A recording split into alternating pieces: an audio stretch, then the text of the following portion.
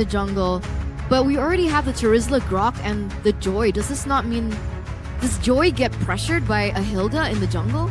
If there's not enough backup, yes, right? And Team Falcons can still go for something as big as that. They can go, I was thinking more like a...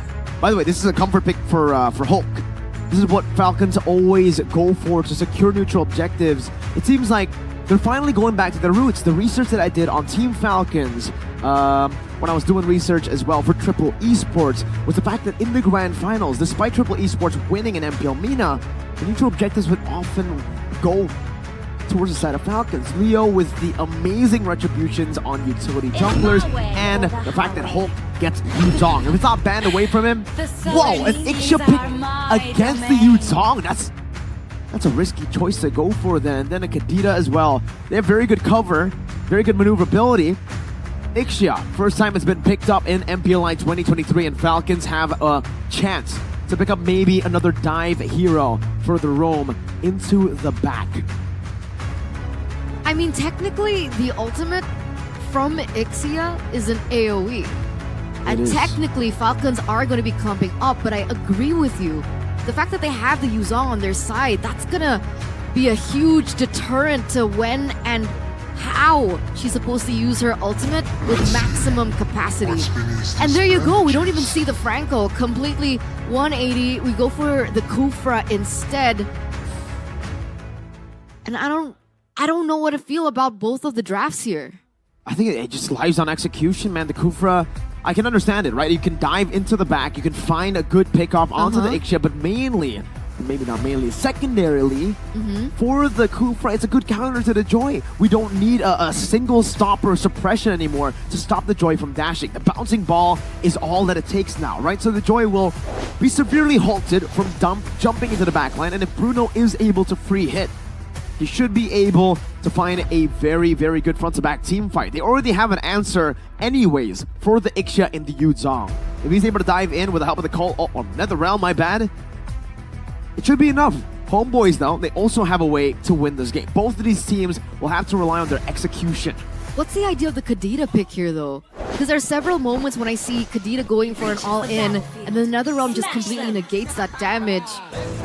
We'll see the interactions, we'll see the executions and the timings, but ladies and gentlemen, let's welcome you to the last match of Group B. Homeboys versus Falcons, the decider game, the decider match for how Group B is gonna go. Will we be seeing a tiebreaker, or will Homeboys just completely eliminate everyone else and go for an undefeated streak?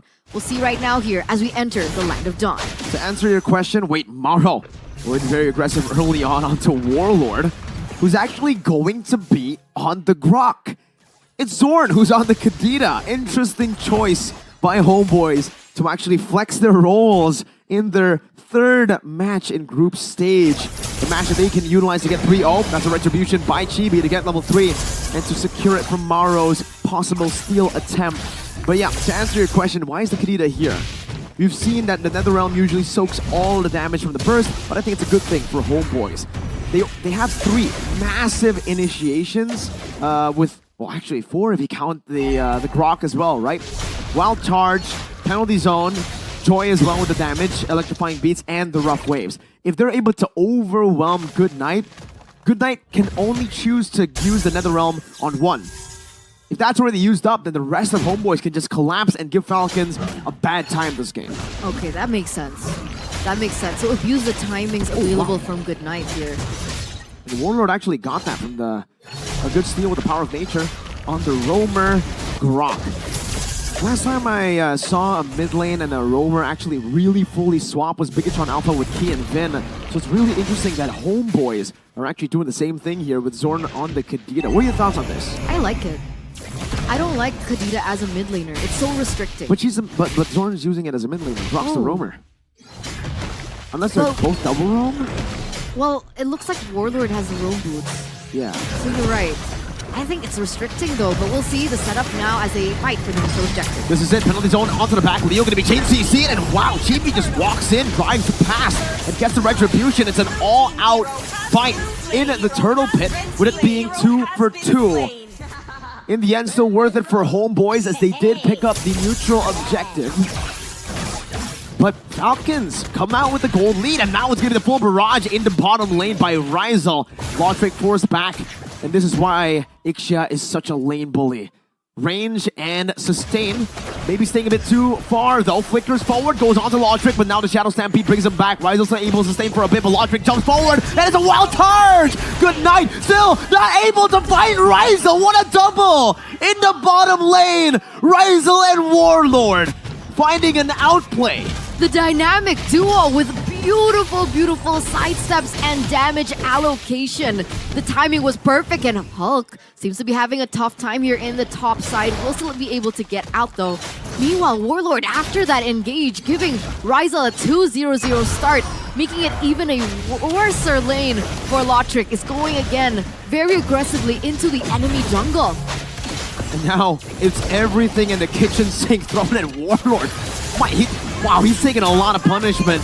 Good Knight might actually fall as well. Good petrify by Zorn under the turret, but Good Knight pops into another realm, and Zorn might have just overextended a bit. The Breath of the Ocean, not enough to knock these members up, and Falcons, Leo will be able to find a taunt. That's Maro diving deep as well, but Chibi gets a kill in the back, and it's another outplay mechanically by Homebois. What's going on, Homebois? They have been on fire from the very start of MPLi 2023, and here they are completely outplaying Falcon in the first 4 minutes of the game. However, Ryzel, 2v1.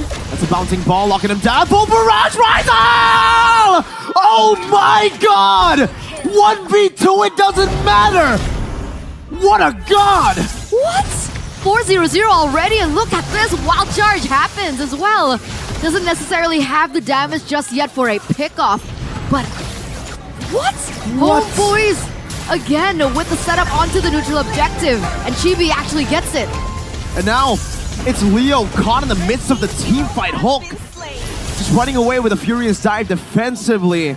I'm sorry, I'm still having flashbacks to that bottom lane play. That's a Tyrant's Rage, locking Chibi up. Hulk going in for Petrify as well, but Chibi is still able to walk away. The passive taking and burns him down.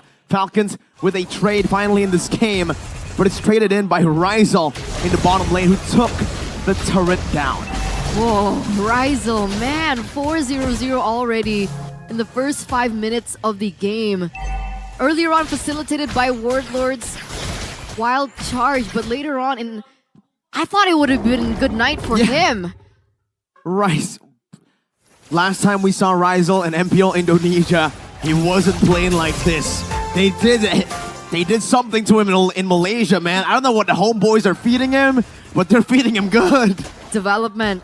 Just character development, the new arc of Ryzel. Finally get to see glimpses of that now. 3,000 gold lead for the Homebois in the first 6 minutes of the game. And look at this, Warlord already helping Ryzel out there in the top lane. Ryzel already has a DHS as well. What does Lotric do? Does he just swap lane to the bottom side now? I mean, at this point, wherever he tries to swap, I don't think he's going to be able to find a win. In the bottom lane, there's a Joy that can solo kill him. Up top, it's a fed Ryzel on an Ixia. I think even Hulk will struggle to burst Ryzel down, knowing that, you just mentioned it, DHS is already built up. He's going to have so much attack speed to get that passive sustain down even faster. You can even see it coming through. Like, Hulk doesn't even want to go for a 1v1 engage with Ryzel at this point, and now he's forced to try and give a little bit more pressure in that top side for that proper setup. Was that a flicker committed? Yep, by Maro? Right before this?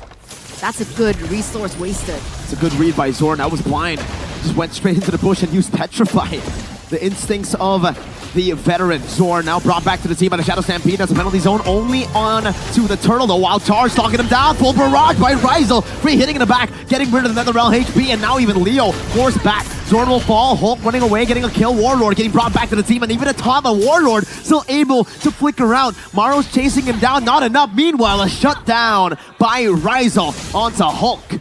4,000 gold lead for Homebois as of this second. That 1v1 trade, but that was a shutdown for Ryzel. More gold, 5-0-0. You can expect how fed this Ixia is. A lot more pressure onto Falcon to figure out a loophole after this. So we'll see here. A 2k gold difference between Ryzel and Lotric. if you have the corrosion and DHS before the 5th minute, and that's what happened for Rizal because he got 4 kills at the start, that's a fed Ixia. Usually the goal for Ixia is survive in lane. If you're able to get that much of a gold lead, now it's just a slow roll for Homebois. They can start throwing bodies in front. As long as Rizal stays in the back untouched, it's still going to be a win in the team fights. And to add on to that, look at that. Wind of Nature. 3rd item. Whoa, Warlord. That was a literal wild charge. I got that. Thank you. You're welcome. Trigger discipline going to be very important here, especially for Hulk. I think he's the only person that can actually find a good opening to the back line to hinder Rizal's damage. But he uses it early, very early. Penalty zone, locking him down. Look at the damage. My goodness, electrifying piece to the back. Lautrec falling down with Leo as well. It's a combo in the front by Maro, but it's not enough to help him survive. Goodnight spawns back in, but now they're just charging at the front. The breath of the ocean, just to splash some water in front of Hulk's face. A barrier as well. Goodnight's going to be able to clear out this wave, but Homebois are feeling it. Feeling it. They're on fire right now. 3-0 again, ladies and gentlemen. Just the complete dismantling of everyone who dares to challenge the Malaysian pride. Malaysia Boleh. Homebois. They're coming back now here. They're utilizing the timers properly, getting a little bit more of a foothold for the next Lord to spawn. And it doesn't look like Falcons are anywhere near to try and contest this. Leo level 10. Chibi level 13. That's a 3-level deficit for Lautrec. I mean, Eterna, it must feel good right now to be a Malaysian fan, right? Malaysian teams in most of the international tournaments have not been able to have a run like this so far, and Homebois, they're about to take it one step further by securing an upper bracket slot. They're looking dominant. Obviously, anything can still happen. Team Falcons can maybe look for an opening, but again, the complete change that Homebois has done basically to the image of the Malaysian teams in international tournaments. I cannot wait to see what they have in store for us in the next few minutes. Neither can I. We can already see that Chibi is also very excited to get more resources under his belt. With that turret already falling down in the top side, the Lord marching down in the bottom. They're manipulating these 3 lanes quite well. They're doing it really well. In the bottom lane, in the mid lane, it's actually a slow push in the bottom lane with the Terizla sent to take the turret. They're actually going to take it real slow, letting the Lord deal the damage to the turret. Meanwhile, taking the tier 2 in the mid lane, simultaneously building another slow push for the bottom lane to try to crack the base open with the first Lord. Zorn going to be taunted up, not enough damage. Maro looking for the flank for the conceal as well. Chibi rotating as well. Look at Maro. Should be able to find Zorn, but Zorn finds it first, goes in for the Tyrant's Revenge. Not able to find the Tyrant's Rage just yet. That's a Petrify onto Maro with rough waves as well. Maro gonna be caught, has the Flicker, gets the Rage, but it's not enough to full barrage! Oh, it's Rizal with the Flicker forward! The Nether Realm saves Falcons, but what is that damage, my guy? That was nearly a disaster for Team Falcons had the Netherrealm not been popped. But here it is, even despite losing Warlord, they're still looking for more. Lautrec gets deleted. He disappeared off the map. Oh my goodness. The buff damage of the Joy is really showing when there's no one to CC her. So you have extremely intense magic damage, and you also have extremely intense physical damage. What do Falcons do here? What items do they go for? I think Fredrin goes for the Radiant, but is it enough physical defense to go for these team fights? It's not about the items anymore for Falcons Eterna. It's completely down to how they can try to get to Rizal. That's the name of the game for them. It's find Rizal. If they're not able to find Rizal, I do not think they're going to be able to win a team fight here. Maro's been looking for these crazy flanks, but Zorn, his spatial awareness has been phenomenal. And again, even if they go to the back, let's say the Yuzong is able to reach Rizal, that Wind of Nature denies any sort of assassination attempt. But does it not cancel her barrage? No, it doesn't. The barrage cannot be cancelled except for a suppression. You can, displace her, but that's about it. The ultimate will still be there. She's going to be standing there menacingly, screaming. Where's Franco when you need him, man? To be honest, if the prank was Maro? picked in this game, I don't think it'll work. Zorn gonna be taken out, but my goodness, electrifying beast Hulk bursting down. He's in the skies, but he still gets shot down by the electrifying beast. What? My lord, walk down Warlord with a flicker, baiting out the Purify. The Shadow Stampede brings Warlord back under the turret right now as the damage won't be enough. He praises Wrath, dodged away from Kimi. Burst the backline down. Lotric is gone, so is Maro next, but Chibi might fall instead. Chibi's still able to run away. Rise up 3 hitting. Leo taken low, but is still able to dash out. Meanwhile, in the mid lane, Enhanced Lord already on the base. Sapana and Rizal dealing with the final, or no, just the top base turret. Maro marching forward, soaking the damage. Not enough though, as that is still Maro surviving. Leo gonna be caught. Appraiser's wrap, but over to nature from Rizal. And a BOD in the 13th minute of the game. A flicker backwards. Hulk unable to find the Furious dive offensively, and now he's using it defensively. The base is wide open. It's a massacre from Homebois. They deny Falcons an entry to the knockout stage, and they go undefeated.